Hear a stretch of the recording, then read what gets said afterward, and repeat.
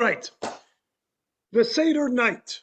The Seder night is the anchor of Jewish uh, tradition, of our heritage. It is the night of Jewish education. The Torah tells us not once, not twice, not three times, but 4 times in the Torah it says that we have an obligation to tell this story, relay this story to our children. In fact, the term most accurate, translation, is to relate this story to our children.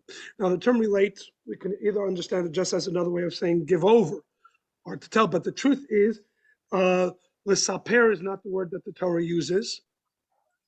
The Torah doesn't say lemor, the Torah ledaber. It's not to tell the story, it's not to say the story, it's not to even give over the story.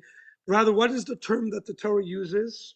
The obligation that we have for this night is vihigadeta levincha. Vihigadeta levincha, and it will be when your child will ask, "What is all this?" You shall vihigadeta levincha b'yom hahu. You shall tell your child, and it says that terminology 4 times: vihigadeta levincha, vihigadeta levincha, vihigadeta levincha, vihigadeta levincha, and that is why we call the book that captures our telling of the story as the Haggadah, from the word vihigadeta.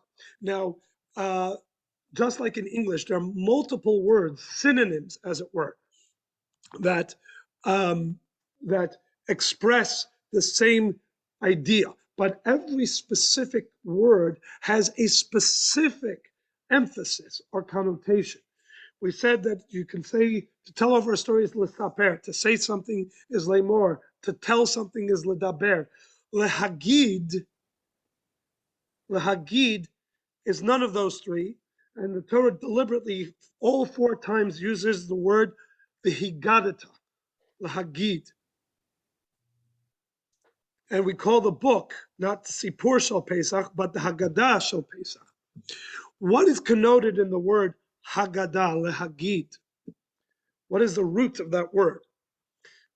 And that's why I said the best translation is not to tell the story, but to relate the story. To lead. There is a time like a nagid, there's a leader in a community. But who knows what is the big bus company in Israel? Egged. Egged. Anybody know what the word Egged means? Why is the bus company in Israel called Egged? Egged means connection, because the bus connects you from one place to another. You want to go from this place, from point A to point B. The bus is what takes us there. So the Egged, Igud, right? Vihigadeta levincha means don't just tell the story, connect your child to the story, relate. It should be relatable. Because you're not just telling them a story of something that occurred way back in the day, but rather, every single generation, you have to see yourself as if you left Mitzrayim. As we say right away in the answer to the 4 questions, the Manishtana, we say in the Avadim Hayino, we say that we tell the child that Ilu Lahotzi HaKadosh Baruch Hu, if God had not taken us out of Mitzrayim, Hari Anu Uvenenu Uvenei Venenu, then us, not our forefathers would have been slaves, but us, our children, and our children's children. This is our story. And this is why it is so important to get this right. Why the Torah repeats this mitzvah in quadruplicate. Because this night is what's going to bond the child with their heritage.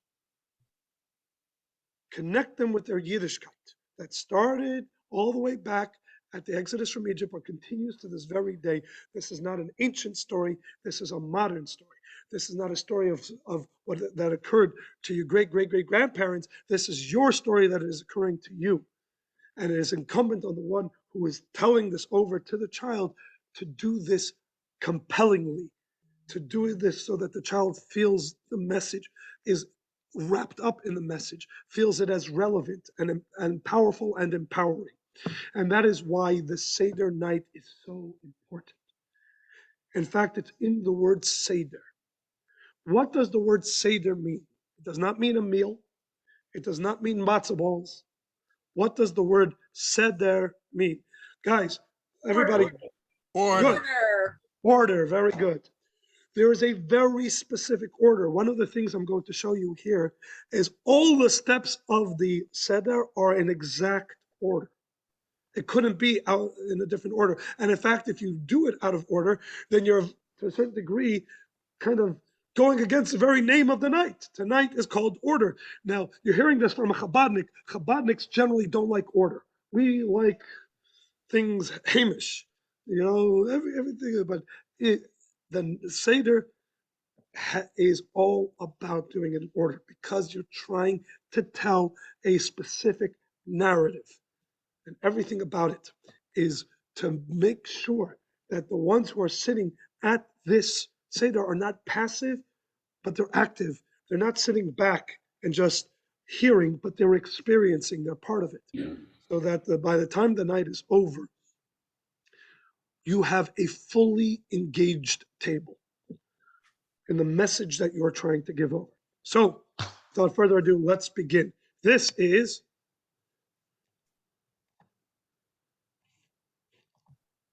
your GPS. Tonight is your GPS, which is your guide to the Pesach Seder. There you go.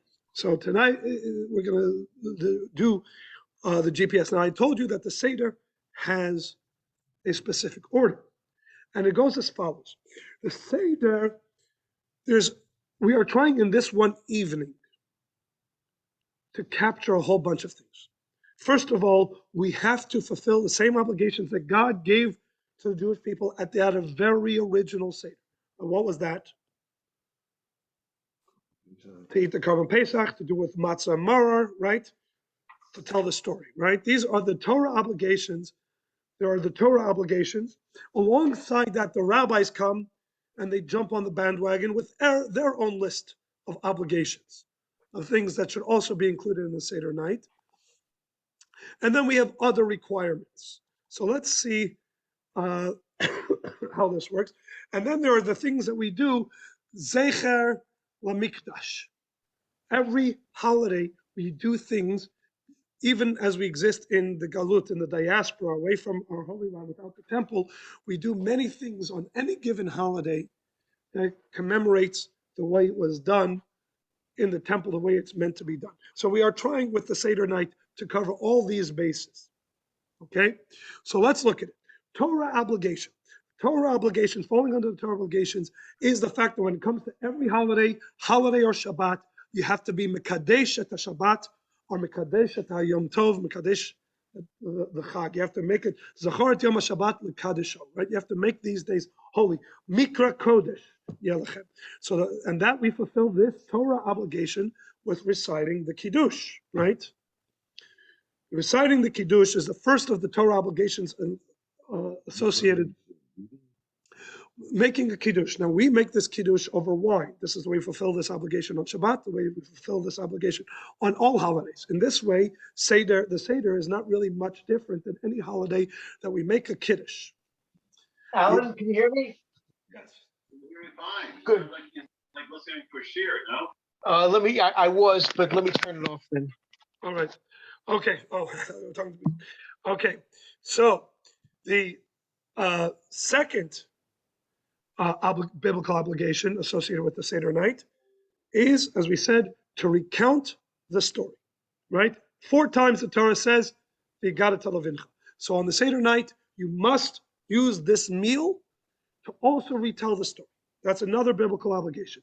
Another biblical obligation is, it says in the Torah, the tochlu matzot, you have to eat matzah. The Torah says that you must eat matzah. Those are the biblical obligations. Then you have the rabbinic obligations. The rabbinic obligation, first rabbinic obligation, is that on that first Seder, they also ate maror, and so we are going to bring that over to all future Seders. It doesn't say in the Torah anywhere later that every Pesach you must eat maror. It does not say that in the Torah. But the rabbis say If it had it in the first Seder, we need to bring it into the second Seder. These distinctions are going to be important in a moment, because these distinctions, which are Torah obligations, which are rabbinic obligations, etc., will then define the 15 steps to the Seder. Will define the hierarchy and the process of the 15 steps. So Torah obligations that we fulfill with the Seder is reciting the Kiddush, recounting the story, and eating matzah. Those are in the Torah. Then you have the first of the rabbinic obligations, which is eating maror. The second of the rabbinic obligations is to drink 4 cups of wine. That is a rabbinic obligation. 4 cups of wine is not in the Torah. The Torah never says you have to drink 4 cups of wine. The rabbinic obligation is you have to drink 4 cups of wine, and that it must be Manischewitz. Just kidding. Right? No, that's a rabbinic obligation. Another rabbinic obligation about what's on the menu. You see, the rabbis have a lot to talk about, have a lot to say about what should be on the menu, right? Because we're Jews, right? That's the important thing. It's the food, right? Charoset is a rabbinic obligation. Charoset, probably everybody's favorite part of the menu, right? Is, right?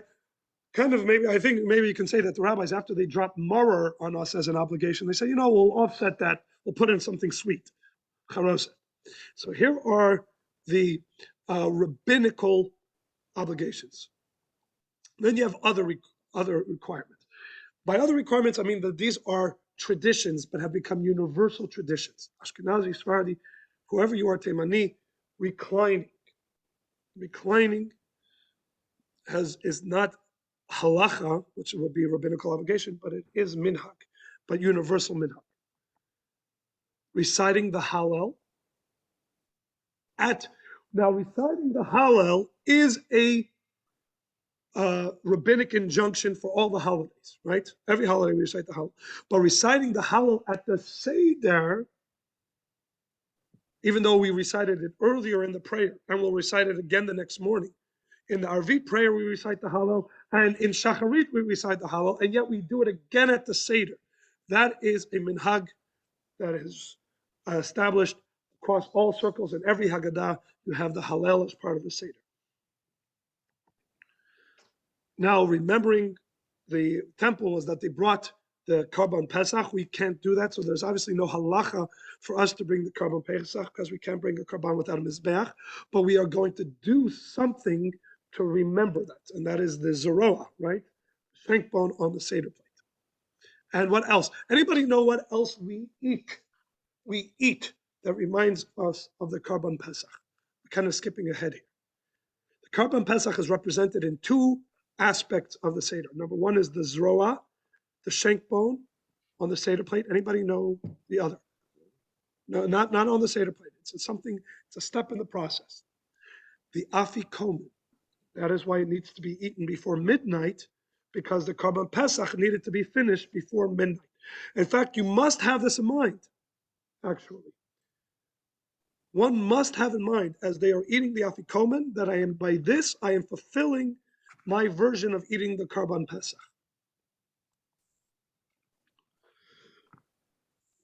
So there's the bringing of the Karban Pesach and there's the eating of the Karban Pesach. The bringing of the Karban Pesach we signify with the Zeroah. The eating of the Karban Pesach we signify with the Afikomen. All right? And then there is one other Karban that was brought every holiday. But what the Karban was called the Karban Chagiga, the holiday offering. Right? That was brought every holiday, and we're going to have representation for that also at the Seder. So all this that you see here are all the touchstones that we must have at the Seder. The Seder must cover all of these things that we just listed. Total of 11 obligations that must be covered at the Seder. And the hierarchy of them, the biblical versus the rabbinical, establish the order. Here is a quote from the Maharil. Everyone must bestir themselves with awe to follow the instructions of the sages who arranged the precepts of the Seder and the Haggadah. This matter should not be trivial in one's eyes. There are concepts at the Seder which may seem insignificant to an individual, but there is nothing trivial about them. Nothing that we do at the Seder is trivial. Everything has a deep meaning, and that is what we'll try to educate us on as we go through today's lesson. So understanding the order. Now that you have that list, if you have the list of the biblical, the rabbinic, etc., now we can understand the Seder of the Seder, the order of the Seder. Here is the order of things at the Seder, right? We all know this, right? Kadesh, Kiddush, Orchatz, right? Washing our hands. Karpas, dipping the vegetable. Yachatz, the middle matzah, breaking the middle matzah. Magi, telling the story. Rachza, washing our hands. Motzi, making the bracha on the hamotzi of the matzah, and then matzah, making the bracha and eating of the matzah itself. Maror, korech, the sandwich of both. Shulchan Aruch, the meal. Tzafon, the afikoman, barech, the grace after meal. Hallel, singing the song. Nirtza, that it should all be accepted by God. The last step of the Haggadah is actually one that we don't do, but we put it in the Seder. We give God his cue. All right, God, we teed this one up. Right? It's like holding up the applause sign, right? God, accept here, right? But these are the orders. Now, what comes first? Well, you have biblical versus rabbinic. Which comes first? Biblical. Whenever you have something at the same time, but one is biblical, one's rabbinic, biblical will come first. Second thing in determining what comes first is, in general, there's a rule: tadir v'she'enu tadir kodem. That which is more often, more routine in Judaism takes precedence versus that which is more occasional. Okay? That's going to be the second aspect in determining the order. The third in determining the order is that obviously we have to wash our hands, not only for motzi, but we need to wash our hands if we're going to come into contact with a wet food. And we'll talk about that when we get there, but keep that in mind, that if there's a point that it calls for us to eat a wet food, then there needs to be a step before that, which is going to be to wash our hands. There's going to be a step that asks us to eat matzah, we're going to need to wash our hands before. Next. Yeah. Hold that thought. Good. This is going to be answered right over here. Number 4, the child should ask, because the Torah tees up. The Torah doesn't say you shall just tell the child. You grab them by the ear and say, sit down, I have a story to tell you. Rather, it says, ki yishalcha bincha, when your child will ask. So on and so on and so forth. So v'higadta lavincha, and so you shall relate to your child, etc. The Torah says that the process should begin with the child asking, and your telling over should be in response to the child. So the child needs to ask. If the child really wants to fix your wagon on the Seder night, the child can just go like this. And the child says, well, you have any questions? 1, 2, 3, maybe 4 questions you want to ask? And the child says, no, got nothing to ask. The child has messed you up, because your response has to be, or your telling the story has to be in response to the child's question. So we need to do something to provoke the child's question. That has to happen before you can tell the story. The Haggadah should be said over bread of affliction. You have to be able to point halach ma'anya, right? You have to be able to point at bread of affliction. And it has to be bread of affliction. All these details are going to be important momentarily. And afikomen shall be eaten until satisfaction. In other words, it says that the afikomen shall be the thing that satisfies you, i.e. the dessert, the last thing in the meal. I thought you were going to be satisfied before you eat. No, the afikomen has to be that which satisfies you. And that's what it means. Basically, eat till satisfaction, where you're not going to want to have anything after the afikomen, because the afikomen has to be the closer. Okay? Because it says it. The afikomen has to be eaten until satisfaction. Satisfied already. You were just eating it first because you were hungry. You were eating it because of the mitzvah. Yes, but no. But there's things that you eat just for the mitzvah. But the afikomen says you have to leave room to be satisfied by the afikomen. Either way, the afikomen is the final thing you eat. All these determinants we will now plug into the order of the Seder. First thing makes a lot of sense. We're very familiar seeing this as the first thing, which is Kiddush. Kiddush has got to be the first thing. Why? Because Kiddush is always, you have to make the day holy. You have to make the day unique before you do anything else. So Kiddush as number one makes a lot of sense. We're very familiar with, and it's also biblical. The next biblical thing is, we said, to tell the story. So we want to tell the story. But there's a couple of things that need to happen before we can tell the story. The kid needs to be provoked to ask. We provoke the kid by doing something outlandish called karpas. So we'll talk about that in a moment. So karpas is going to be the way we provoke the child to ask, which is what's going to allow us to tell the story. So that needs to happen first. You can't do karpas without first washing your hands, because you're not allowed to touch wet food. But only the leader of the Seder does. Everybody, anybody who touches karpas should be washing their hands. We'll talk about this as we go through. So Kiddush, we want to do karpas because we want to provoke the kids. You can't do karpas without washing your hands. So you wash your hands, then you do the karpas. The kid's about to ask, and you're about to tell the story, but you need the visual aids to tell the story. You need the bread of affliction. Now, what's more bread of affliction? Full matzah or half matzah? Whole matzah. Oh, this kid, no, they have matzah because, right. Well, at $37 a pound, the whole matzah is a lot more affliction.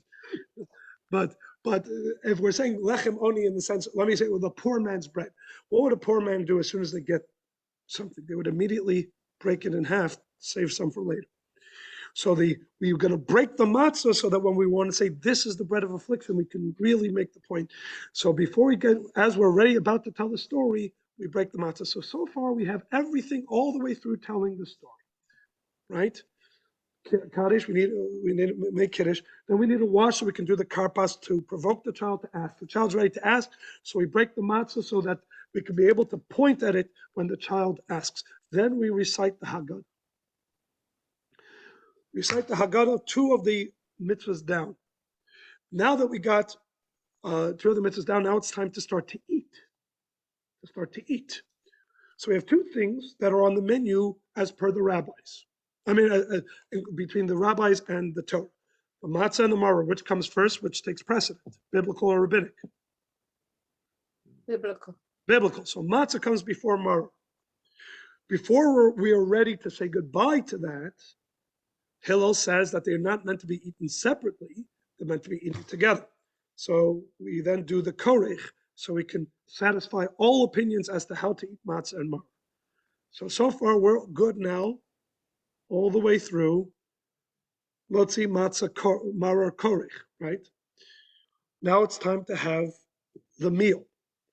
Wait a minute, there's a couple things that we haven't done yet, which is, no, so that's all part of the Haggadah. That's in the step of Magid.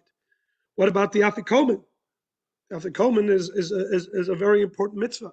So we said, the Afikomen is eaten after as the thing. So we eat our meal first. So we eat our meal, then comes the Afikomen, right? Now, what follows after when you finish your meal? What do you do every time you finish a meal? You bench, Birkat Hamazon. And we're ready to walk away from the table when the rabbis say, one last thing, Hallel. Because we can't leave the table without reciting Hallel for all of this. So now you know the order and why these things happen as they happen. Why we called tonight the Seder or the Seder. Because everything has its specific place. All right.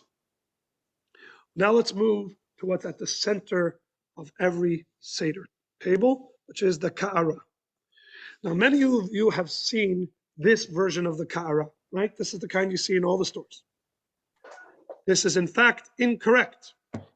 This is an artist who did not appreciate the significance of the exact structure of the Ka'ara, said, it would be nice to put it in a nice big circle with the word Pesach or whatever it is in the middle.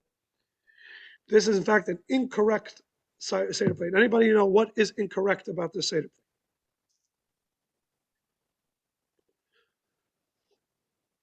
This is what's incorrect. The actual Seder plate is meant to look like that. Right. Why? Because when you have it in that fashion, What? when you have it like this, the Seder night is touching on all layers of Judaism. The pshat, which means the simple and the practical. The remez, which is the symbolic. Arbor Ridge? And the sod, which is the esoteric, the mystical, the Kabbalistic. I'm going to show this to you in a couple different things right now.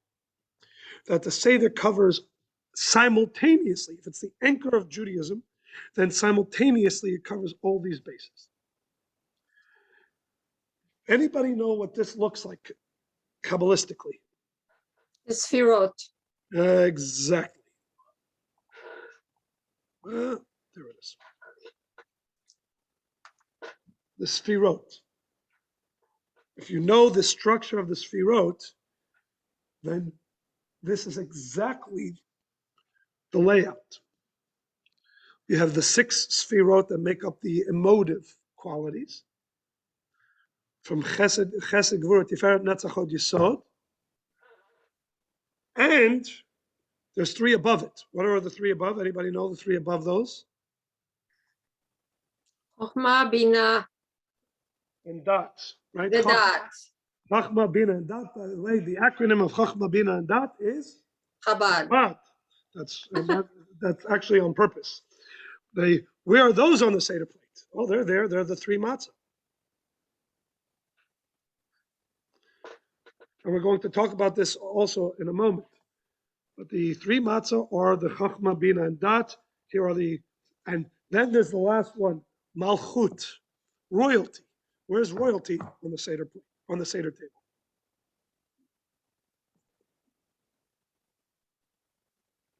The wine, 4 cups of wine. Middle word, is that Tiferet? Tiferet. Yeah, just don't look. It's just a graphic. If the pay is not exactly perfectly made, but so everything in the Seder is incredibly perfectly choreographed and calibrated. This is what the Maharil was saying. Even just the positionings of the Seder plate. Right? Why can't I just have a nice little round circle? Because if you have a round circle, you're missing this incredible necessary structure. The spiritual structure of the Seder has to follow this order, has to follow this anatomy. You're messing with the anatomy, the spiritual anatomy of the Seder. The thing that comes in the top right is representative of Chesed. What is in the top right? The Zroa, the outstretched arm that God took us out with. Chesed. And to go into this, you can study this. There's a lot written on it. We don't have the time. But basically, the Seder, the Kara, the Seder plate maps out these Sfirot. So let's actually look at what comes on what we call the Simanei HaSeder, the Simanim. And well, we got everything all jumbled over here. Okay, you're gonna no. Okay. We got a little graphic is not as exact as it should be. But here we have the items on the Seder plate. To the top right, you have the Zroa, right? Zroa is that roasted piece of chicken bone, chicken neck, what have you. Why don't we put down a piece of beef? Wouldn't that be more accurate? A roasted piece of beef on the Seder table, on the Seder plate? Right, so why don't we put a piece of roasted lamb? Because it's too close to the actual thing. We want to make it very clear, we do not bring karbanot now. If it would actually be, and that is why we deliberately use a chicken, because a chicken was not allowed on the altar. So it is a very clear distinction that what we're putting here is in fact not a karban. So that's on the top right. Top left is what? Is the beitzah, the egg. The egg, what does the egg represent? The other korban. the karban chagiga, again, something that is meat-like, but not something that would ever be mistaken for an offering, because the beitza is not something that would ever was offered on the mitzvah. So we brought something meat-like. The other reason we use a beitza is because it's round. It represents the circle of life. In general, beitza, an egg represents life. So you have the zroa, top right, you have the beitza, top left. If you're looking at me on the Zoom, just keep in mind that the orientation is backwards. So I know my right from my left. It's just that you're seeing it in reverse. Top right, top left. Now what's in the middle? What's in the bottom one of the upper triad? Because a double triad, right? 1, 2, 3, 1, 2, 3. So that is the maror itself. The maror is right in the middle. The maror, bitter herbs, reminds us of the suffering of the Jews in Egypt. Okay, so we have the top three clarified. What's in the bottom right? Haroset. The charoset. Charoset is the bottom right. It is the mixture made of, everybody has their own particular recipe, apples, pears, nutmeg, dates. And what is the one ingredient that must be there that, of course, also, pretty much everybody does apples. But not, well, apples and nuts. So dates and pears. What's the last ingredient that must be there? Wine. Many people add the wine later. We'll talk about that in a moment. Then the bottom left. Chazeret. Well, the bottom left, not the bottom, but the bottom left is the karpas, is the vegetable. Parsley, cilantro, certain people. If you're, we'll talk about it in a moment. Those of Russian descent use potato or an onion. We'll talk about why that is the case shortly. What's at the bottom? As Gertie said, it is chazeret. What is chazeret? So here is another kind of erroneous supposition. You'll sometimes see a Seder plate with only 5 because the maror is already on the Seder plate. Some people say, okay, so it's 6, but one of them is for the horseradish and one of them is for the romaine lettuce. Also incorrect. Why? Because it's very important, as we said, that the Seder, everything about the Seder is equal parts practical, symbolic, and mystical. Do you know why the maror appears twice at the Seder plate? Once in the maror place and once in chazeret, which by the way means from the word choser, a repetition. Used twice. Because you use it twice at the Seder. Your Seder plate is your toolbox for the night. It's not symbolic. It's what you're going to be pulling the items off of to get your Seder done. That's why it is traditional actually to have the matzah. You'll see these really fancy Seder plates have a compartment for the matzah there because you're going to keep on going back to the Seder plate. And if you need maror twice in the Seder, it's going to appear there twice. Where do you need maror twice? Once to eat maror on its own, and once to eat maror together with the Hillel sandwich, with the korich. So the bottom line is that the Seder has the Seder plate, again, and the whole Seder is equal parts symbolic. As we saw, all these things have symbolism. The outstretched arm, the karban chagiga, the charoset, all these things have symbolism.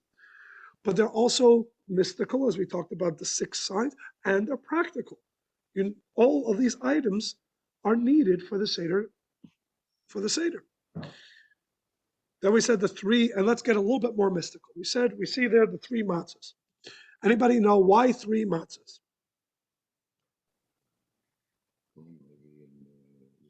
So there's the symbolic reason that we're all familiar with, right? We said there's always going to be 3 layers of meaning in it. There's going to be the symbolic, there's going to be the practical, the symbolic, and the mystical.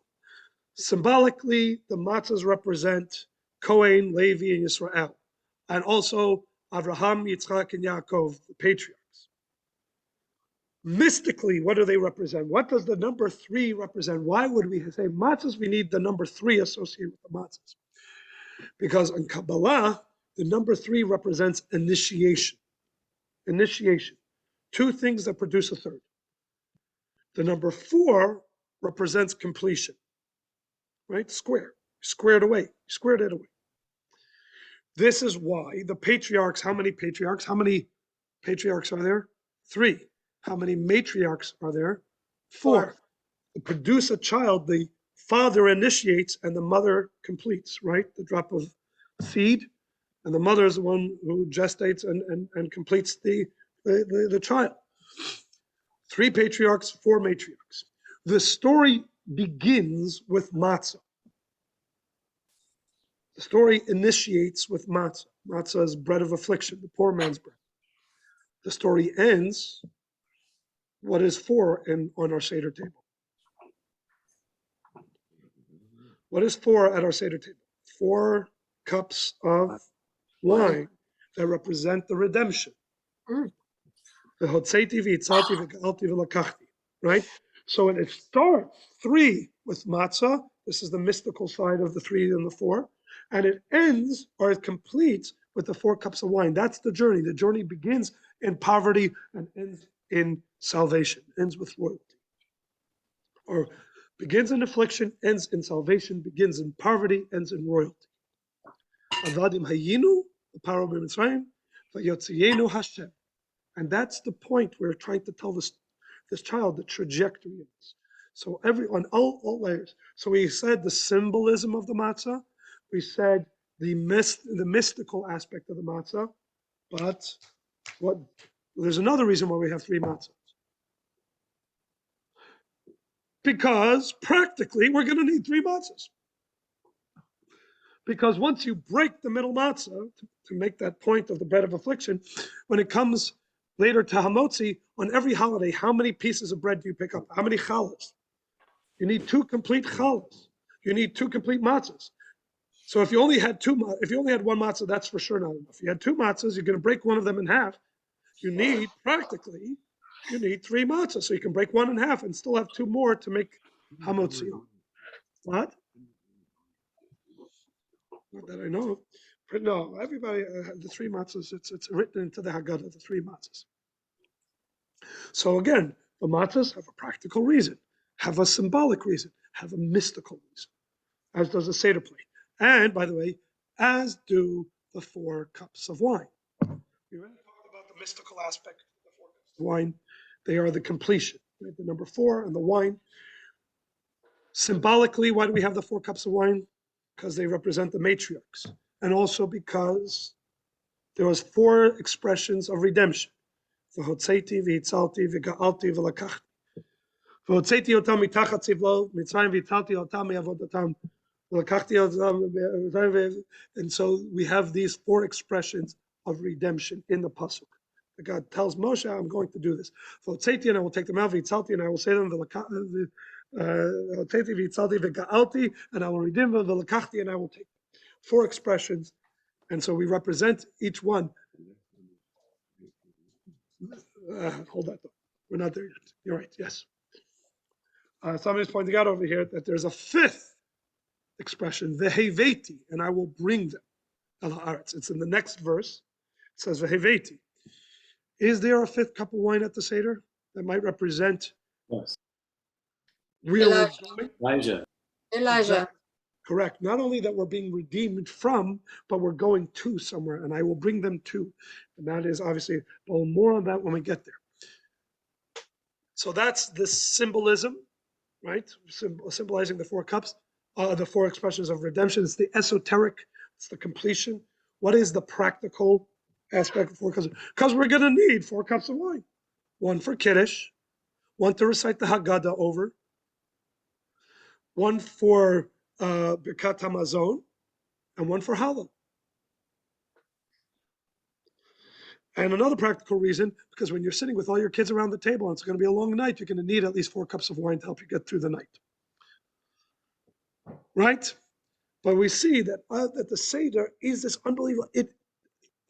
The Seder here is establishing the structure of Judaism. It's not just about tonight. The Seder night's about the whole shebang, the whole Yiddishkeit. There is the practical, there is the symbolic, there is the mystical. Everything about Judaism resonates on all three of these things. In fact, all four, but I don't want to get into the pardes, pshat, remez, dris. There's also the allegorical, but that's for Seder 2.0 or 201. That's the next lecture. But either way, the point being that this night is establishing the rules of the game of Yiddishkeit. That everything has a practical reason, has a symbolic reason, has an esoteric reason. This is, we operate on all of these planes of existence, and we're embedding this in the child's understanding at the night of the Seder. The night of the Seder is a masterwork in education.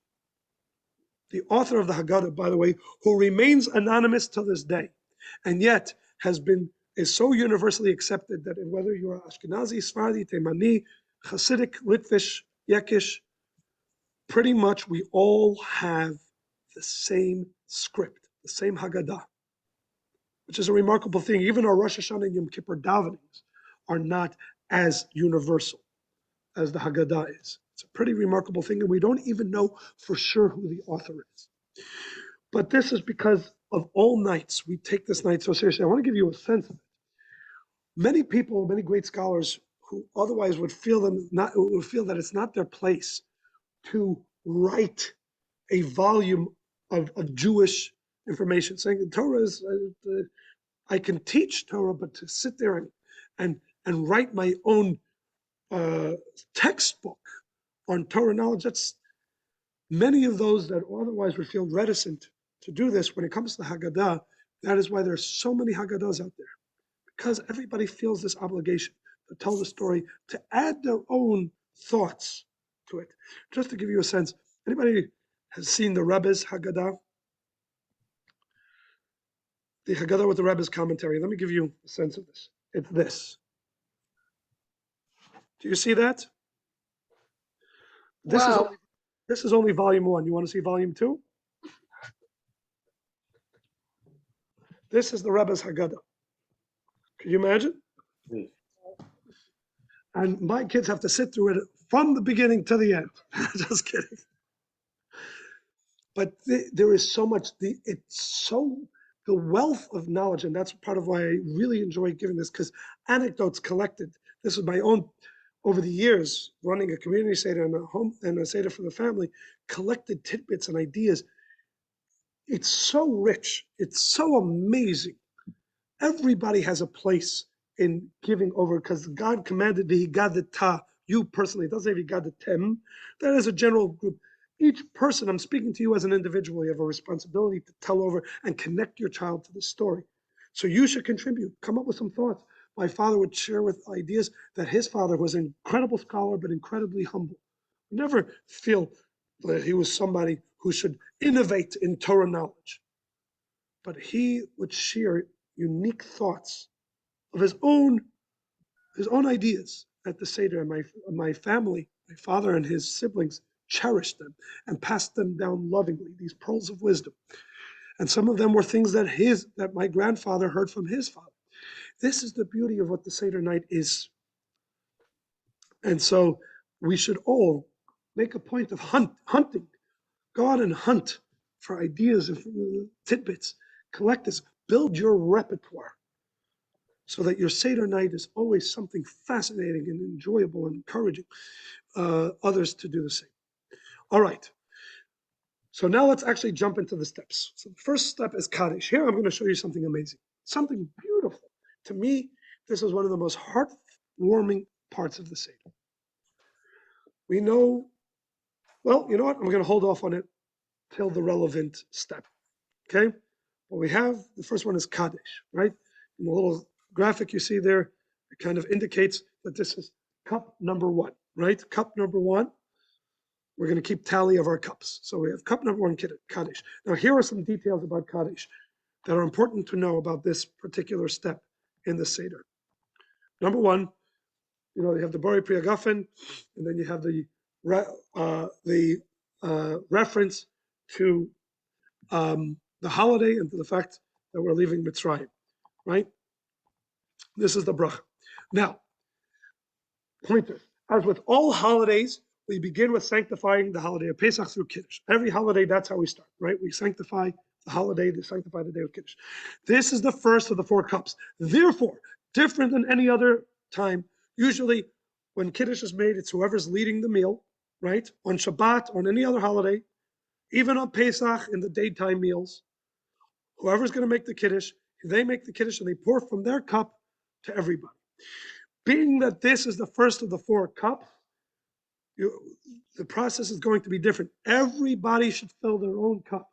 This is your first, everybody has the obligation to drink 4 cups of wine, if you can handle wine, grape juice, but everybody fills up their own cup. What about the condition that someone else fills your cup for you so that you're treated like you're royalty?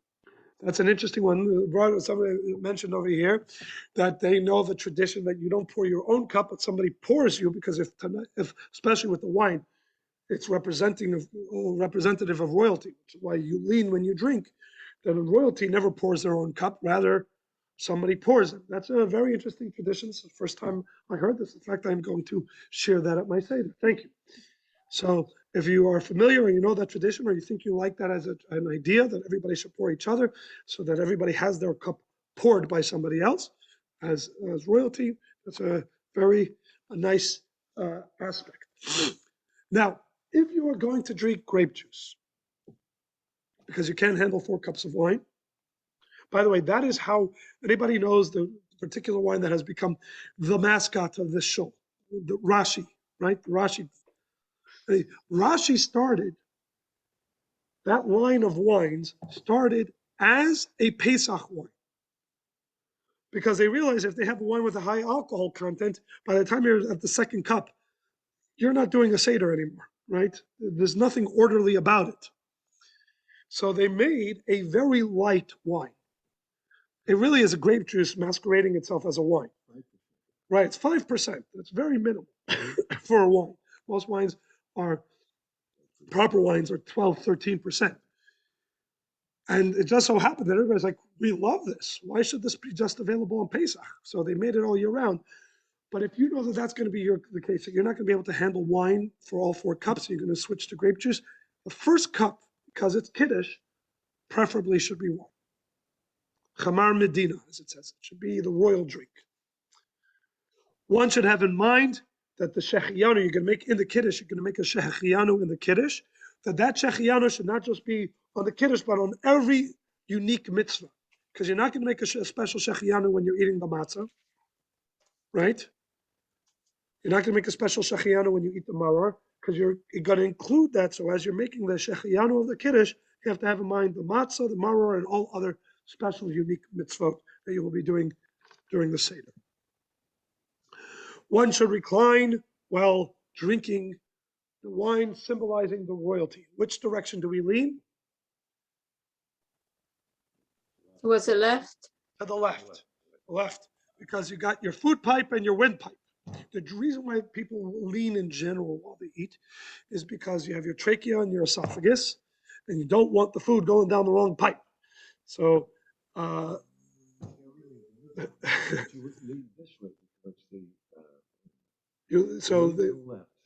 food, it's not about where the stomach is where the food pipe is. Apparently, as far as the rabbis are concerned, it's a little bit to the left. Linda, hang on 1 second. I'm just on a video here. Hang on. No. Oh, okay, so maybe that's it, to free up the right hand so that they can eat. But either way, we lean to the left. Big question, if you're a lefty, do you lean to the left or do you lean to the right? Speak to your local Orthodox rabbi for that. All right. Kadesh. So we've done Kiddush. Next step. Who knows, who can sing along with me? Kadesh. Orchatz. Orchatz. Now here's a very strange thing. We all know that Hebrew words are made up of the shoresh, of the main body of the word, and prefixes and suffixes. Does anybody recognize the suffix in this, the prefix in this word, orchatz? The vav. The The. vav means means and. It's not part of the shorish. Here's the thing. Go through the Seder and find me any other one that has a prefix, that conjunction and. Kadesh, Orchatz, Karpas, Yachatz, Magid, Rachza. I'll give you a hint, none of them. Why did we all of a sudden stick in a prefix here by this one? The word and. We didn't go Kadesh and Orchatz and Karpas and Yachatz and Magid. Just this one gets the and. You don't have to say a separate bracha. But I hear you, but what? But the conjunction is back to the Kiddush. What? You sanctify the day, then you sanctify your hands. So each thing, but you're sanctifying your hand for the next step. So the next step should be definitely, there could be, the whole reason you're doing Orchatz is for the next step. So shouldn't there definitely be a conjunction? I'll save you the time. There is no logical reason. The only reason we do this, and this is what's so beautiful, is to fit the song, is to maintain the cadence. Because this is a night about children and education. And we all know, going back from preschool, whatever it is, that the best way you teach something to somebody at that age is with sing-song. All of them are 2 syllables. Kadesh, Karpas, Yachatz, Magid, Rachza, Motzi, Matzah, Maror, Korech, Shochad, Orech. All of them, it has that cadence. That cadence. If you did not have the Vav there, it would be Rchatz.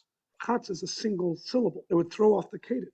You're going to go Kadesh, Rchatz, Karpas. It would throw off the whole cadence. Believe it or not, that Vav is there just to keep up the educational cadence.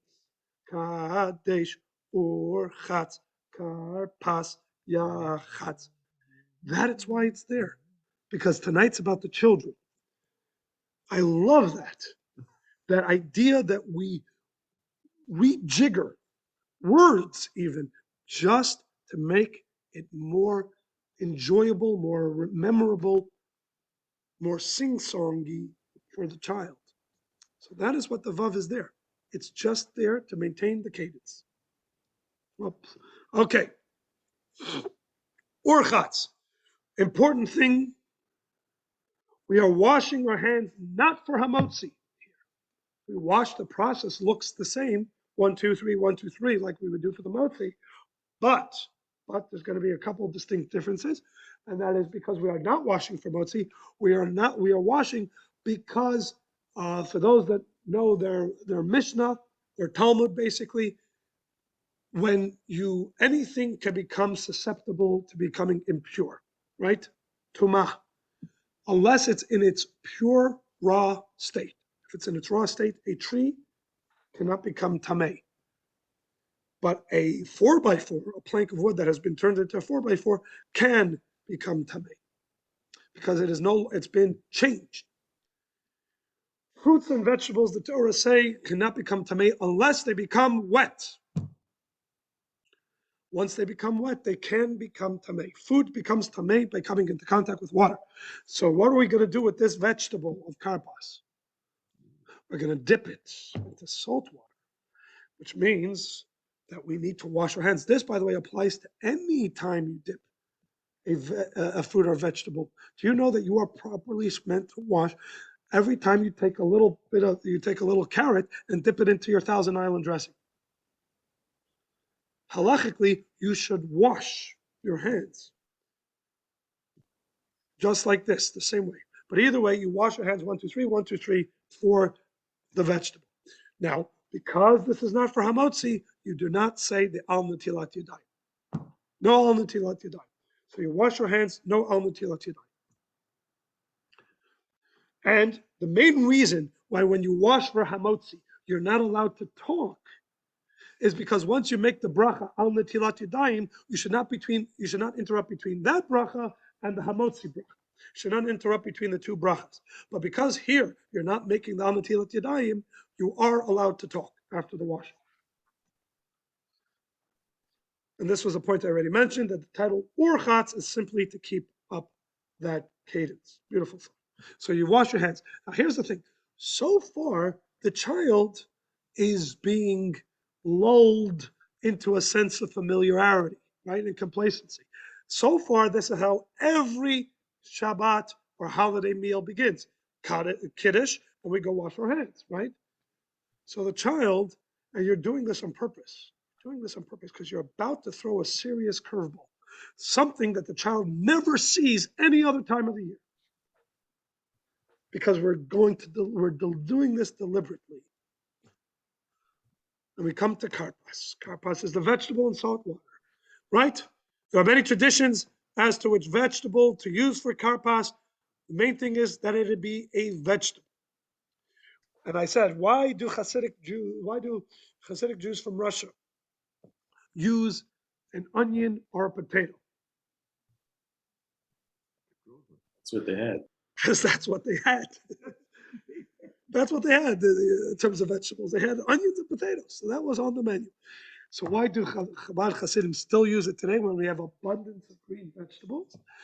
The answer is because once something has become a tradition, tonight is all about tradition. This has become the established tradition. That's what we've seen in the father's house, grandparents' house. So we stick with the potato and the onion. But people use parsley, scallion, green onions, etc., etc. Whatever you use is perfectly fine as long as it's a vegetable. The main reason for the karpas is that it has no reason. By the way, this is always fun to do at your Seder table. Say, okay, who can tell me the reason for the karpas? Not why we dip it into salt water and the salt water being the tears. Why are we doing this whole thing at all? And kids, people are going to give answers. And you can say, really was a trick question. Because the answer is there is no reason. I've read some stuff about something about springtime. Again, all those are after the fact. The main reason we do karpas is simply to do something so outlandish that the child has no choice but to say, what is going on? Oh, it's great that you asked. Now I can tell you the whole story. That's the main reason we do this. We do this simply to pique the child's interest. That is the main reason for karpas. Now you know. All right? We dip into the salt water specifically because the salt water reminds us of the tears.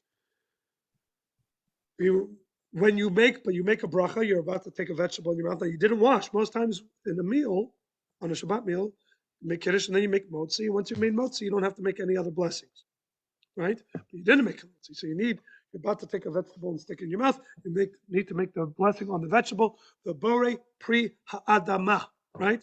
The borei pri ha'adama. Now here's the thing: there's going to be another vegetable you're going to eat way later. Which vegetable is that?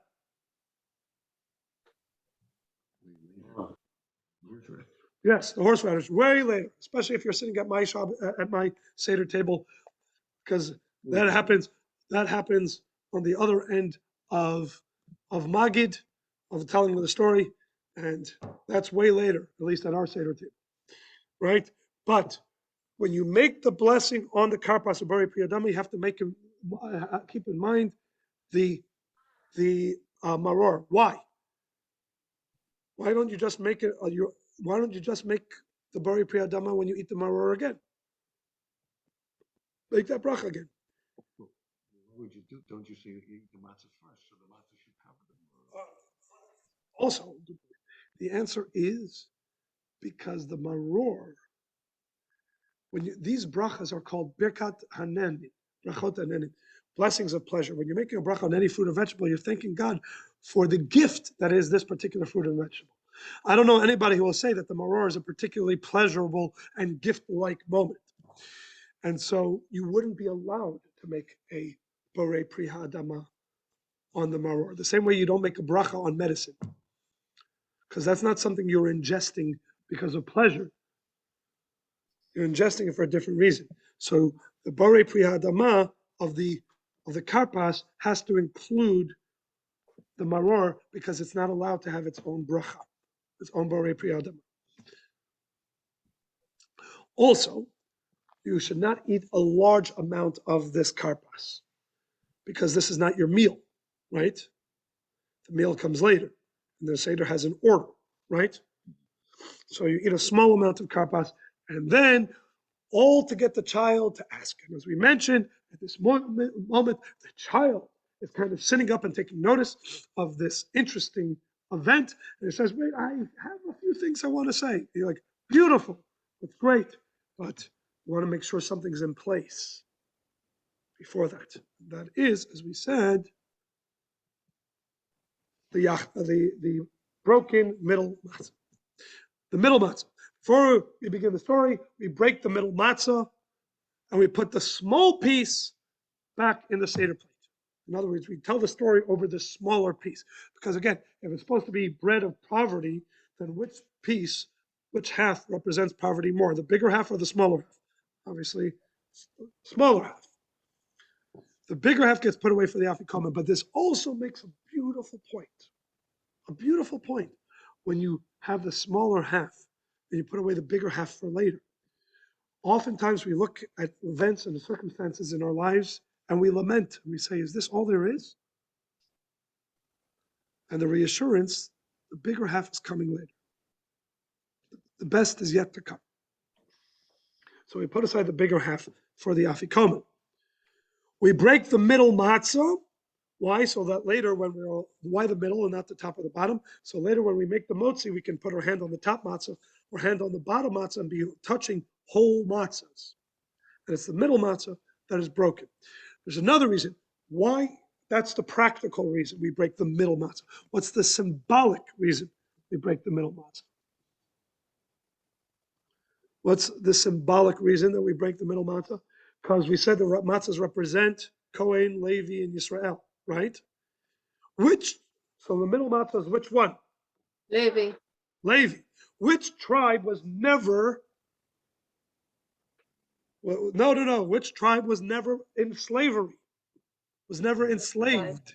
The Levites. The Levites, which could leave you assuming that the Levites are not particularly sensitive. I'm looking at a Levite right here in front of me, not particularly sensitive to the affliction of the Jewish people.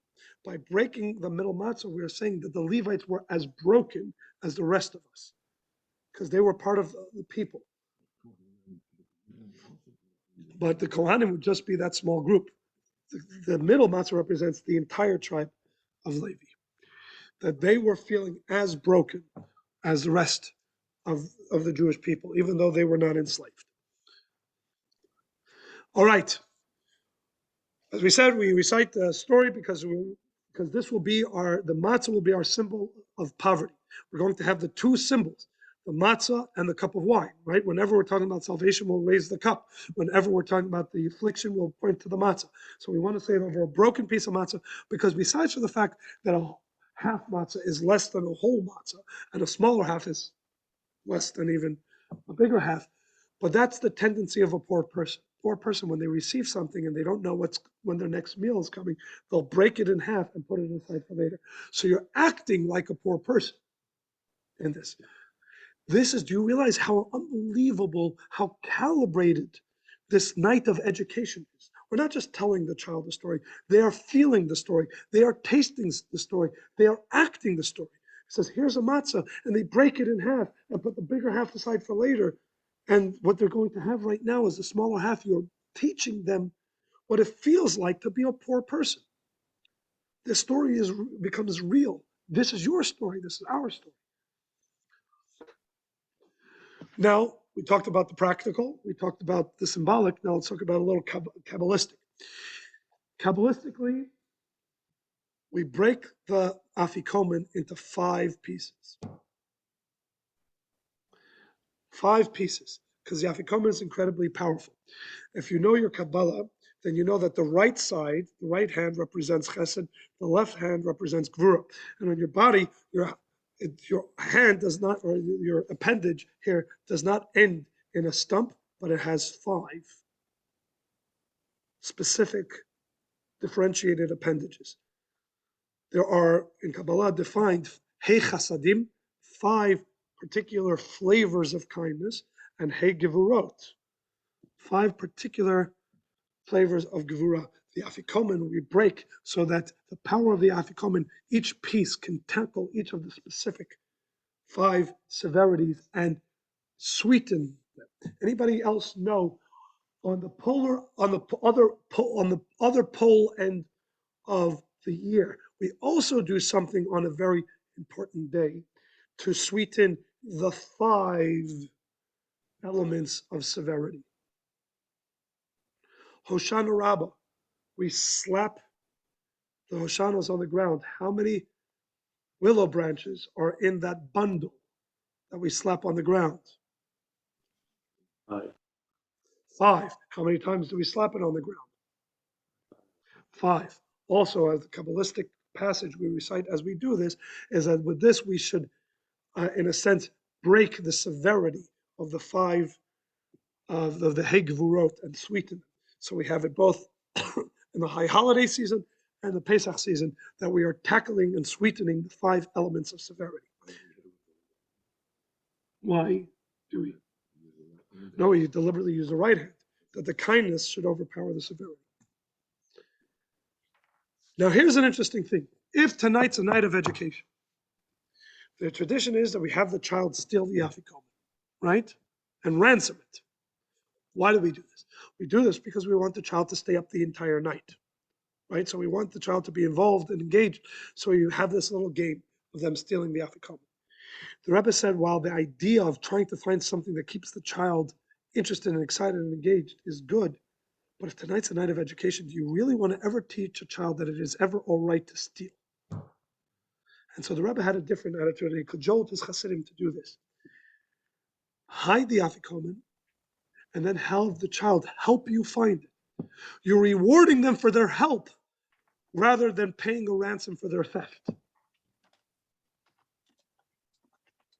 So the same thing, the child's going to go on a hunt for the afikomen, but the child's helping you, not stealing from you.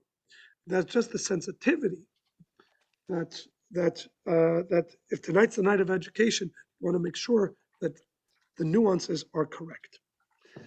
All right, so you've broken the middle matzah, so you have that ready to go. But that's only 1/2 of the symbols that you want to have ready when you tell the story. We said that represents the poverty. You want something to represent the royalty. What's that? The wine. So as you get ready to tell the second story, this is when you pour the second cup of wine. You're not going to drink it now, but you pour it. You have it full and ready to go, and you're going to recite the Seder with both a cup of wine and, actually, I take that back. I am right about the principle, wrong about the timing.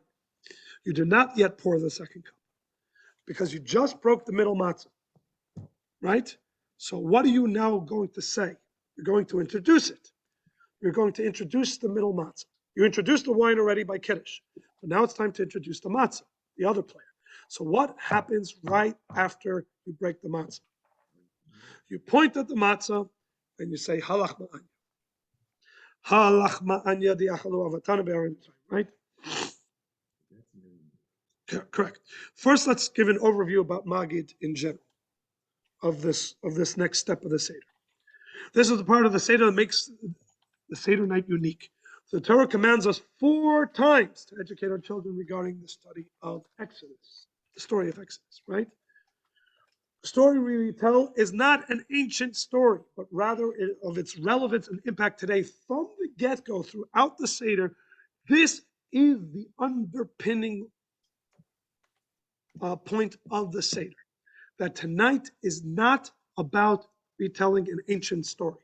It's about telling a story that began 3,000 years ago, but continues today. We're going to point it out how it's in almost every part of the telling of the story. You're driving home this idea. There are varied themes throughout the story. At times it's about slavery and hardship, right? That's the matzah. That's when we uncover and point to the matzah. And victory and salvation. And that's when we'll be pointing or lifting the wine. The original author of the Haggadah is unknown. It dates back to the Temple era and has been added to throughout the ages. The Haggadah includes the child's questions. The answer in brief, this is in general, the Talmud tells us, when you are answering as a way of education, when a child asks a question, answer in brief and then elaborate.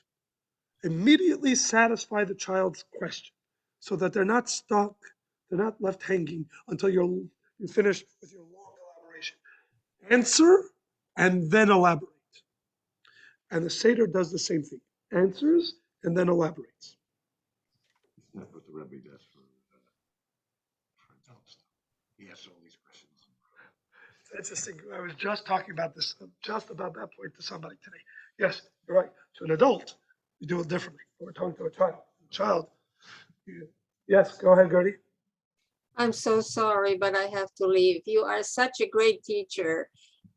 You're amazing. Thank you so much. I No appreciate it problem. very, very much. I'm so sorry, but I have to leave. Gertie, both for good for me and you. This is going to be recorded. Good for me because now I have that. Ah, Now I can you have send that me the statement. recording? Yes. Now I have your statement recorded. That's why it's good for me. Good for you because I will send you the recording of the whole thing. Thank you so much. Thank you. All right. Thank you. Good night. Wonderful. Good night. So continuing, so this is the general overview, but let's tackle a few of the highlights of the Seder. We're not going to do them all. We're not going to go through every last part of the Magid. We're going to tackle a couple of highlights. First of all, the Halach Ma'anya, right? Or there are various ways in Chabad Haggadah. It says Halach Ma'anya. Hey ha. It's really just about grammar, Aramaic grammar. When you say this, the matzah is uncovered and pointed to or held. Various traditions, some hold it, some point it. We say in this, we don't only introduce the matzah, but we say all those kol dichvin yesei v'yechol, right? All who are needy or hungry, let them come and eat. Weird place to extend your invitation.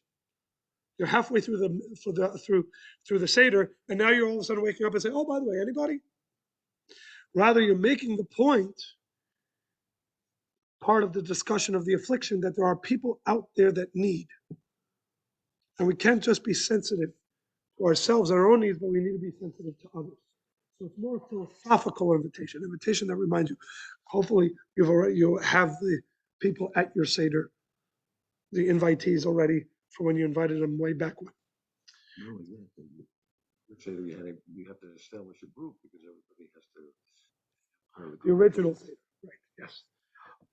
Also, it's written in Aramaic, which is the language of the people, which indicates, again, especially nowadays, it indicates the diaspora.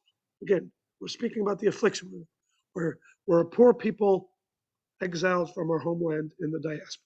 So we're speaking a language that underpins this point. Different traditions. Ha means this. Hey means behold. Hey lachmanya, behold, this is the bread. Or ha lachmanya, this is the bread. Whichever one of them you're more familiar with. The last three words are in Hebrew. The Shana Haba, the Nechorim, it's actually the last four words, are written in Hebrew. Two reasons for that. Practically, because the language of Aramaic was understood by the Babylonian and then Persian and then Roman governments. If they heard Jews saying, "Now we are slaves, but next year we'll be free," they would assume that the Jews are plotting a rebellion. So we said those words in Hebrew. But it also makes the point that when referencing our poverty, we do it in the language of the diaspora. But when we're referencing our hope for freedom, we do that in the holy tongue, the language we hope to speak, all of us together, when we return to the Holy Land. Then we come to the Manishtana. As I mentioned, now that we've introduced the matzah, this is the moment we pour the four cups. The second of the four cups. The kaira is moved aside, right? The matzah is moved aside, and the second cup is poured. We need the child to ask the questions because the obligation to tell the story is, as the Torah says, in response to the child's questions. The youngest child starts and addresses their parents as they say this question. There are two traditions as to what the order is. Most of you are familiar with the order in which you ask the question about the matzah first, and then the maror, and then the karpas, and then the leaning.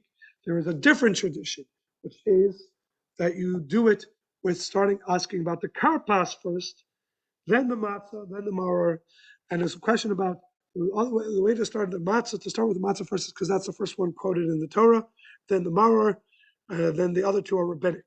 So academically, that's the hierarchy.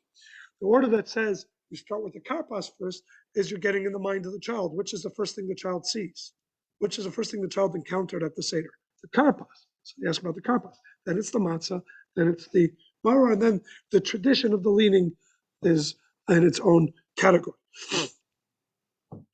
Now here's the thing, and here's what I'm going to tell you, ladies and gentlemen, just because in interest of the time, after this, there's so much more to say on Magid, but we're going to have to truncate this class because unfortunately time is running out. But I want to make a very important point here about the Manishta.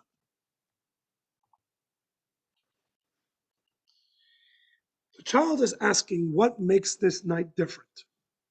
Good morning, young sir or young madam. You're just noticing that we do different things? When on the day before Yom Kippur, we're waving chickens, live chickens overhead as part of Kapparot. Child has no problem, no questions. Then comes Yom Kippur and we're wearing sneakers with our suit. Or Rosh Hashanah, we're blowing a ram's. Or Sukkot, we're going out into a leafy hut and shaking palm fronds.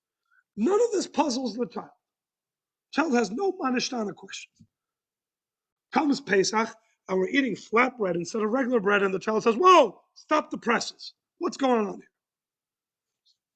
I want to turn to the child and say, where have you been the whole year? Why all of a sudden is the child asking? What is so strange about Pesach vis-a-vis everything else that happens in the Jewish calendar that all of a sudden the child wakes up now to ask Manishta? Is both grieving for the sadness of the slavery and That's happy the answer. Good. Question that the child is asking is they know as a Jew, they're different. They have a very rich heritage. They're going to be doing things different than most other people, that there's going to be special days with special traditions. The child's on board with all of that. That doesn't bother the child. And for the most part, all the holidays stick to their theme. Purim is all happy. Yom Kippur is all solemn. Tisha B'Av is all sad. All that makes sense to the child. What confuses the child about Pesach is that you've mixed the signals on them. And look at the questions. What does the child ask? All year we get to eat nice fluffy bread. Today we're eating flatbread, bread of affliction. Okay, so tonight's about poverty. I get it. Then mirror. Okay, good. So we're doubling down on the affliction theme. This is like a little bit like Tisha B'Av. We're remembering hard times. Got it. Then he sees the next thing we're doing is we're dipping. We're dipping because all poor people say, I can't eat this. There's no dip, right? That's not something a poor person does. That's something a wealthy person does. That's royalty dips. And then he sees we're leaning. Well, again, royalty. And so the child says, I don't get what's going on. Is tonight about slavery and affliction, or is tonight about royalty and happiness? You're mixing the signals on me. That's what makes this a uniquely confusing holiday to the child. And that's why the answer is Avadim Hayinu. We're remembering that we were slaves, and we're also remembering Vayotzienu Hashem, that God took us out to make us his royal nation. So that's the question of the child, and that's the succinct answer that we elaborate. But it teaches us a very important lesson in general. Your child will not be irked by being different. You will not irk the child by saying we're unique and we're special. Your child gets confused when you mix the signals. When you mix the signals on them. Yeah, we're proud Jews, but don't be too Jewish. The child says that I'm confused. Very important point. Especially in today's society, being different is not a problem. But be true. Stay consistent. Very important message. All right, so much to talk about in the Magid. There's Avadim Hayinu, there is the story of the 5 rabbis, there's the 4 sons, so much. I will send everybody who is here the PowerPoint, so you'll be able to read through the material and the bullet points. Each one is pretty self-explanatory. But we're going to fast forward all the way through the Seder till we get to the next step, which is Rachza, just so we can have something to say on each step of the Seder. So we finished saying the Haggadah. It's now 4 in. If you did Magid right, if you did the Haggadah right, it should be about 4 in at this point. Rachza is the washing the hands, this time with a blessing. You're now washing in anticipation of eating the matzah. Therefore, it is the same exact process as when we wash for bread. In other words, we say the Al Netilat Yadayim. And we do not talk, right? Because as we said, we're making a bracha to bracha. This time the connection between the Al Netilat Yadayim we do on the washing to the Hamotzi and the subsequent bracha that we're going to make over the matzah. It is for this reason that the Rebbe would give all the instructions for all the next steps, all the way through Korech. The Rebbe would not talk and interrupt from this point all the way through eating the Korech sandwich. So you've washed your hands, you made the Al Netilat Yadayim, you're now approaching your Seder table. There it is, the motzi, right? There's 2 brachas you need to make. Usually you only make 1 bracha over bread, and that is hamotzi, right? The bracha you make on bread. Here, however, you have a second bracha. You have a bracha on the mitzvah of eating matzah. So before you actually put the matzah in your mouth, you need to make the hamotzi bracha. That one comes first. Why does hamotzi come before the bracha on the? Because you do that regularly. So you don't do matzah motzi, you do motzi matzah. Okay? So now here's the thing. How many of the matzahs do you have to make the bracha hamotzi? You have the 2.5 matzahs, right? Full top one, half middle one, full bottom one. You're going to be eating all that matzah. So you actually need to lift. And especially because you need to be holding the 2 whole matzahs in your hand, you're going to be holding all 3 matzahs as you make the bracha hamotzi, right? So this is the blessing that includes the matzah we will eat for this matzah and the korech sandwich. And that is why all 3 matzahs have to be included in this bracha, and you have to have that in mind. You have to have in mind that you're making this motzi, this matzah and the matzah for the korech sandwich. That's why you take all 3 matzahs in your hand, because all the matzahs that you have are going to be included in this bracha. Moment. Hold that thought. Yeah. Not yet. For the motzi, you're holding all 3 matzahs. And you're making sure that the visible matzahs are the whole matzahs, right? Because you make a bracha on whole things. So that is why the middle matzah is hidden, right? Is in between the top matzah and the bottom matzah. So that what is visible are the whole matzahs. Because when you make a bracha, that is why you don't cut the challah on Shabbos until you made the motzi. Because you're making it over a whole thing. So you're holding the top matzah and the bottom matzah with the middle matzah in between.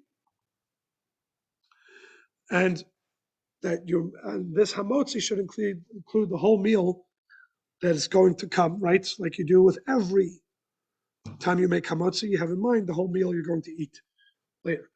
So that's you make baruch atah Hashem Elokeinu melech haolam hamotzi lechem min haaretz, just like you do any other time. But you don't take the matzah and stick it into your mouth yet, because you need to make another bracha. You now need to make the bracha on the matzah, special al achilat matzah bracha. Because it is a biblical obligation to eat matzah, it's a mitzvah. Every mitzvah you do, you make a bracha. Shake lulav and etrog, you make a bracha. You hear the Megillah, you make a bracha. Right? Anything that is a mitzvah, you need to make a bracha. And there's a mitzvah to eat matzah. Not only to not eat chametz, but to deliberately eat matzah. And that is why you make this bracha. By the way, it only says you have to make that mitzvah only applies on the first days of Pesach. That's why the subsequent days of Pesach, you don't make an al achilat matzah every time you stick matzah into your mouth. For example, the mitzvah of eating in the sukkah is a mitzvah that goes all throughout sukkah. So every time you sit in the sukkah, you make the bracha leishev basukkah. But with this, you only make it the bracha on eating matzah on the first days of Pesach, because otherwise there is no obligation to eat matzah. You're allowed to, but there's no obligation, so you don't make the bracha on the mitzvah. In this case, to fulfill this mitzvah, this is important. You need to eat 2 ounces of matzah. You must consume 2 ounces of matzah to fulfill the obligation, otherwise known as kazayat. 2 ounces of matzah seems like not a lot. It is a lot. It's at least a half of the shmura matzah. Sorry, not at least, nearly a half. Just under a half of the shmura matzah. It's a lot of matzah, because you're going to see that's not the only time you have to eat that amount. You're going to have to eat matzah there, you can eat matzah for korich, and you're going to have to eat matzah for afikomen. You need to eat a sizable amount, or else you have not fulfilled the biblical obligation. You need to eat 2 ounces, nearly half a matzah. Okay? Now you make the bracha, asher kishem v'tzvanu, al achilat matzah. The bottom matzah is dropped out for this bracha. So while you were holding all 3 for the hamotzi, you drop out the bottom one for this, because the bottom one you will not use to fulfill this al achilat matzah. You will use that for korich. Third matzah is set aside for korich. So the al achilat matzah is only on the top 2, on the top 1.5.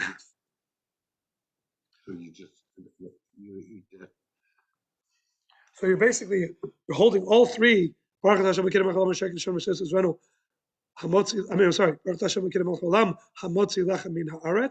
Then you drop the bottom one, and you say al achilat matzah. Why? Because if you're going in the order, right? Motzi matzah, maror, and then korech. Korech is when you're going to take that third matzah. So that third matzah is not fulfilling the motzi matzah obligation. Only the top 2. Third will be used for the korech. No. You'll see. You're fine. You get 10 people at the No, so they're not eating right. Everybody should have their own matzah. They should not all be eating. The leader should give a piece of his matzah, but everybody should be eating their own stash of matzah. That 1.5 matzahs you have at the Seder plate is not there for everybody else. That's there for the one who's leading the Seder. Or everybody. In my household, all my kids make their own Seder plate. And everybody has a Seder plate. In fact, sometimes even with the community Seder, we allow for everybody to make their own Seder plates, depending on what? No salt, just matzah, straight up matzah.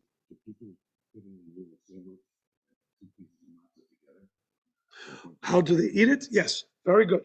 They do eat a piece of the top matzah and a piece of the bottom matzah, of the middle matzah, in the same bite. In that original bite that you take right after you made the bracha, that first bite should include a piece of the top matzah and a piece of that middle matzah, because both of those are incorporated in that bracha. All right, then you eat. There we go.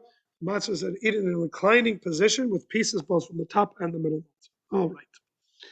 Why is it use salt to remind you of the korban?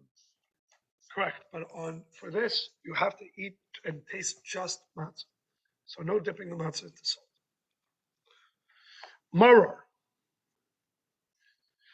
We have a rabbinic obligation to eat maror, which is to remind us of the bitter times, just like as the first Seder. It can be horseradish, romaine lettuce, or other bitter roots or vegetables. One must eat 3/4 of an ounce of maror in order to fulfill the obligation. 3/4 of an ounce. That's generally the size of one romaine leaf, one full-size romaine leaf. All right? It is dipped into charoset to signify the hard times, right?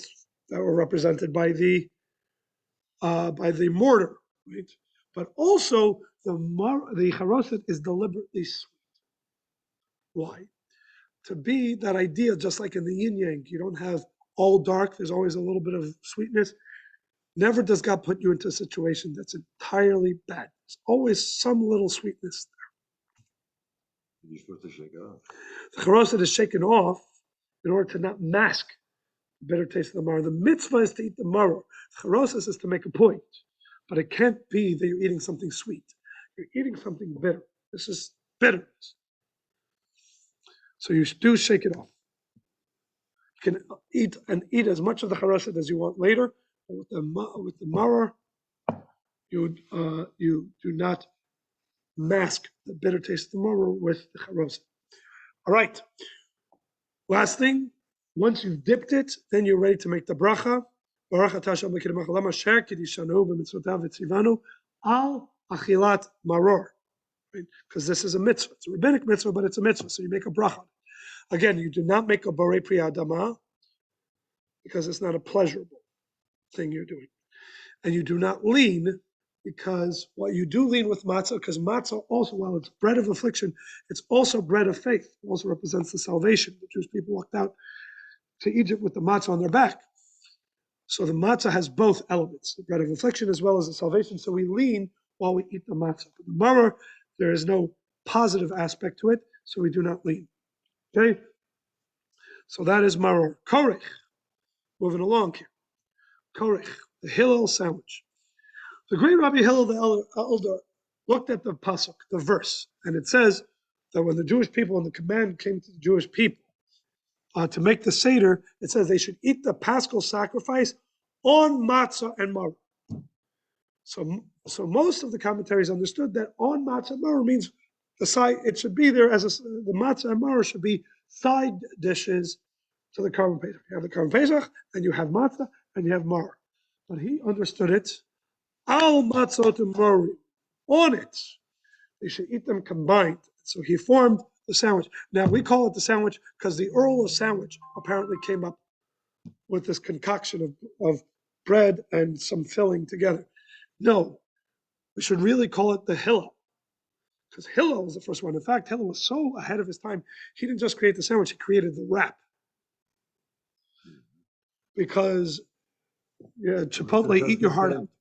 Right? Because the matzah back in the day was softer, was more like a laf, and that's what it means. Korech means to wrap.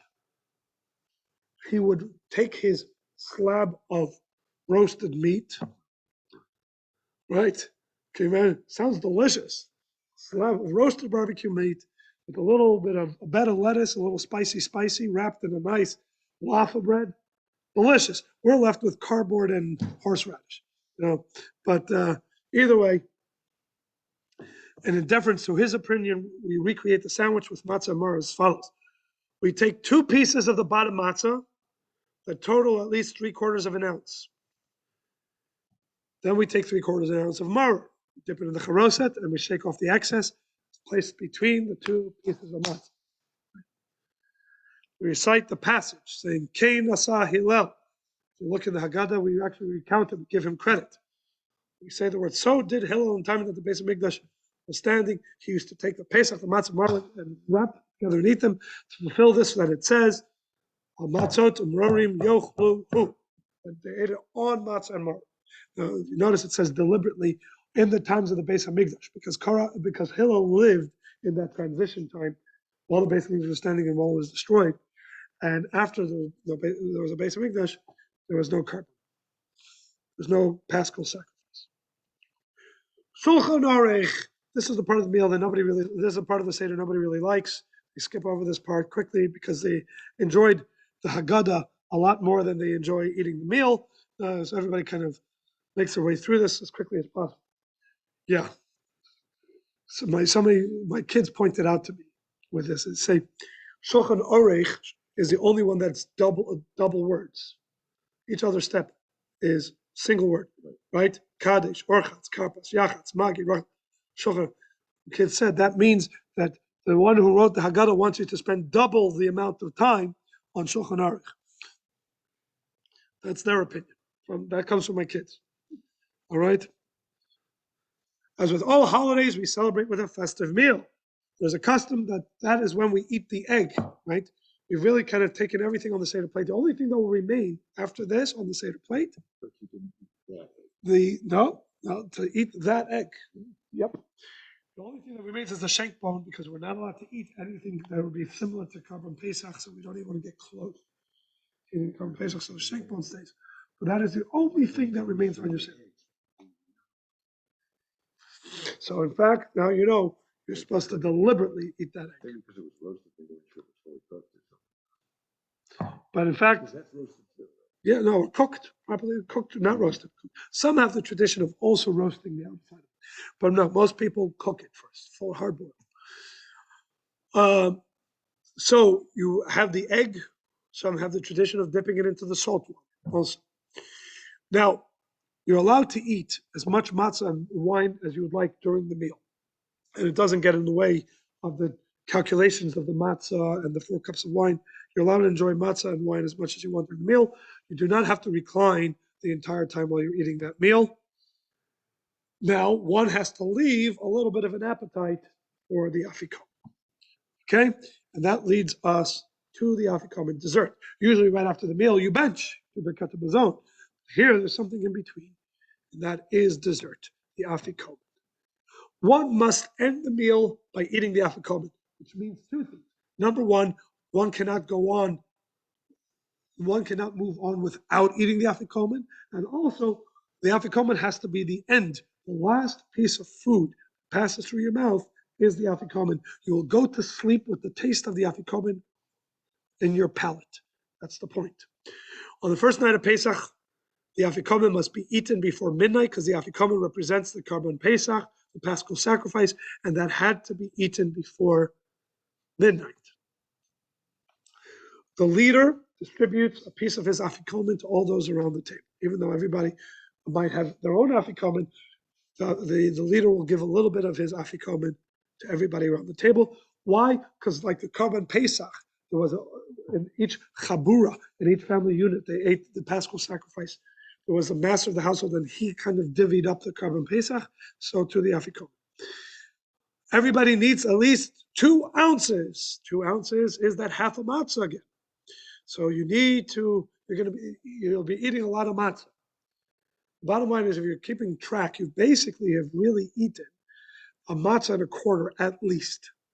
Half a matzah for the first, for matzah, 3/4 of a matzah, which is about a quarter of a matzah. A little bit more, no, a little bit less than a quarter of a matzah for the korech, for the sandwich, and here another half a matzah for the afikomen. The afikomen is eaten as remembrance and in lieu of the Karban Pesach. In lieu, because not only remembrance, but the Torah says you should eat the Karban Pesach. There's a mitzvah to do it. Now we can't do it because we can't bring offerings. So we're eating this in lieu of the Karban Pesach, and you have to have it in mind. You have to have this in mind that this is in lieu of the Karban Pesach. Upon completion of the afikomen, one may not eat or drink anything else, except for the other 2 cups of wine. That's the only thing. You're not even allowed to drink water, so that the taste of the afikomen stays in your mouth the entire night. Same obligations as far as you know. In general, the answer is, for all intents and purposes, yes. It does. You can get into the nitty gritty, but yes. All right, Beirach. Oh, correct. They don't must. Correct. Beirach, time to do the Birkat Hamazon. Therefore, we pour this 3rd cup of wine. We make the Birkat Hamazon over the cup of wine. Everybody pours their own cup because this is their 3rd cup. Upon completing the Birkat Hamazon, we drink that 3rd cup leaning to the left. So it's pretty standard Birkat Hamazon, except for the fact that usually the leader, whoever's leading the Birkat Hamazon, is the one who pours his cup of wine. But just like Kiddush, not just the leader, but everybody does. So too here, everybody pours their cup because this is their 3rd cup of wine. Now we're up to the 4th, and we pour the 4th cup of wine for Hallel, for recitation of the Hallel. Before we do this, the entire Seder night is not about something that occurred in the past, but the journey we're still on. This is so important. The Seder is not about what was. It's about what is and what will be. What was, what is, and what will be.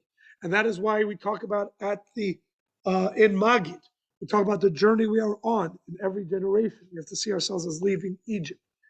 That's when the journey started. We are on the journey currently. And where's the journey going? To the times of Mashiach. And that is why part of the Seder is to look towards the future. And as we pour that fourth cup of wine, we also pour a fifth cup. And who's that fifth cup? For Eliyahu HaNavi, who will be the herald of the redemption, right? The door is open. Generally, it's the kids who go to the door because they will be the ones to greet Eliyahu by the door, Elijah the prophet. As God asks us to open our doors, all the gates of heaven are also open. It is therefore encouraged that we use this time to request holy things. The gates of heaven are open. The doors are. If God asks us to open the doors of our house, He too opens the doors to His house. And so this is considered a particularly opportune time to request things. But don't be an idiot and request silly things. Request holy things. On this night of redemption, we beseech Eliyahu to fulfill his task of heralding the coming of the final redemption. We complete the Seder by finishing the Hallel and adding other verses of praise and thanksgiving. So we have that and we sing the praise. Now, why do you think that we preempted or not preempted, but prefaced the recitation of Hallel with a look towards the redemption? Because that we are saying with confidence. This Hallel that we are saying is not just for what God has done for us, but this is already a Hallel on confidence that God will take us out of our exile and send us the Geula, which is why when we drink that fourth cup of wine, the very next words are with confidence, not a request, but a statement. Leshana haba Yerushalayim. Right? Nirtza. The acceptance. We've done all the steps, and we know that God has accepted. We drink the final cup of wine relating to the left. We end with a great statement and request of all, the greatest statement and request of all, next year in Jerusalem. Because upon completing the Seder and us performing all the mitzvahs and tradition, the job is His now. The job belongs to God. We are sure that God accepts with love the Seder we have performed and will answer in kind by bringing the redemption we are waiting for. There is a tradition that people then say the following words: Chasal Seder Pesach, right? Chasal Seder Pesach means the order of Pesach is finished. The Alter Rebbe omitted this from his Agada. Say, because we're not finished. Telling the story of Pesach, the story of Pesach, this order of Pesach resonates throughout our entire year. So we're not finished. It doesn't end. All right, everybody. While the Seder night does not end, that is the end of this crash course in the entire Seder. We covered it all without necessarily going into as much detail as we wanted to in the steps of the Magid, but at least all the various parts of Magid, but at least we made it through all steps, and PowerPoint with all the other steps will be made available to all those who participated in this lecture, this crash course. I want to wish you Chag Kasher V'Sameach, which is the only holiday we say this. We always say Chag Sameach. We never say Chag Kasher V'Sameach. The point is because we know with cleaning for the house for chametz and all these things, that is a particularly difficult challenge to make this Pesach truly kosher. But my father always says something beautiful. Chag Kasher V'Sameach is saying a partnership between us and God. God will make it kosher, and it's your job to make it happy. All right, everybody, Chag Kasher V'Sameach. It should all be for us a truly kosher and a truly happy Pesach. On that note, this Tuesday is the Rebbe's 120th birthday. So a very major event, big thing. We know that 120 years is the culmination of one's life. So we're going to have a very fascinating lecture, or not lecture, a talk, moment with Rabbi Moskovitz from Chabad Shliach in Ukraine, in Kharkiv, Ukraine.